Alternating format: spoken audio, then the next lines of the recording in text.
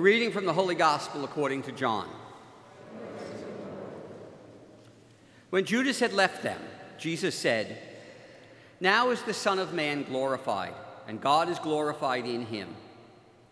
If God is glorified in him, God will also glorify him in himself, and God will glorify him at once. My children, I will be with you only a little while longer. I give you a new commandment: love one another. As I have loved you, so you also should love one another. This is how all will know that you are my disciples, if you have love for one another." The Gospel of the Lord. Praise to you, Lord Jesus Christ.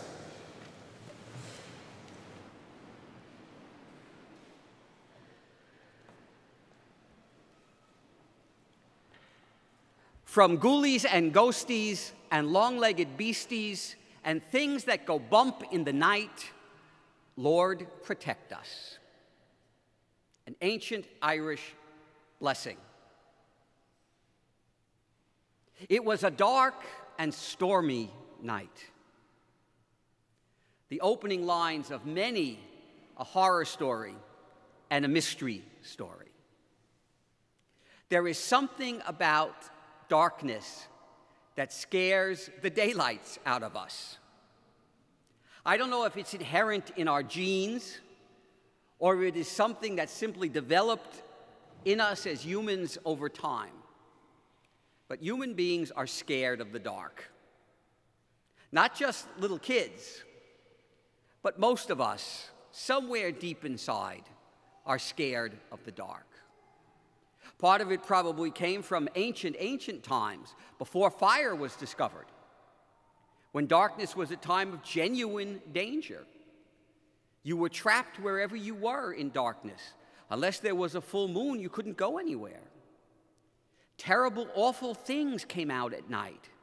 Predatory animals, things that brought death, came out at night.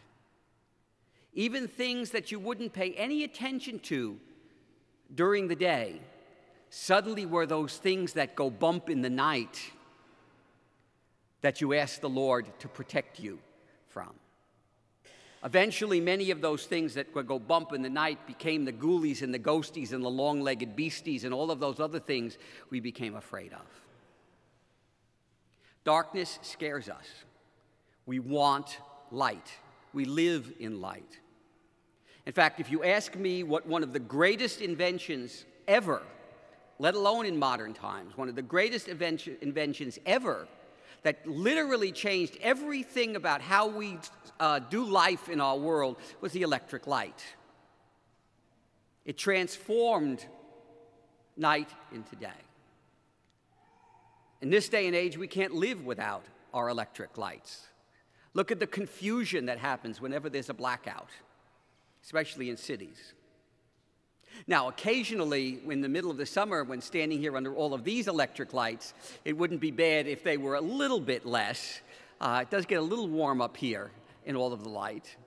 But light brings heat, light brings safety, light brings comfort. And darkness in our minds brings cold, brings fear, brings death. In this reading from the book of Revelations, this wonderful, wonderful vision. It's basically the last vision that John has in the book of Revelations. John lived in a very terrible time. The persecutions by the Romans at the end of the first century were terrible, some of the worst that the church had ever suffered. It was truly a time in John's mind when darkness reigned.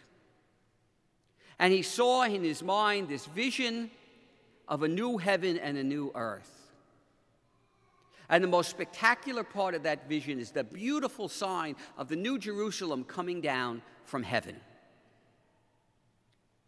And one of the most remarkable things about this new Jerusalem is that there would be no more darkness.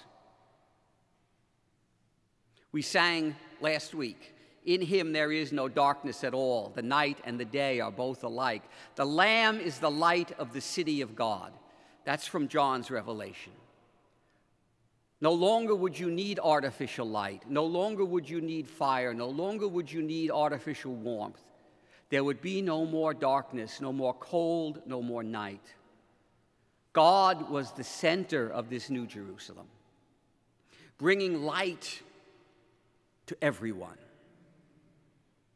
No more fear, no more death. We live in an in-between time. We know and we have celebrated the coming of the light into the world in Jesus. 5 weeks ago at Easter, we celebrated. We lit the Paschal candle. We celebrated with the lighting of the new fire. As we sang the Gloria on that beautiful Easter vigil, the lights came up, filling this place, changing the darkness into light.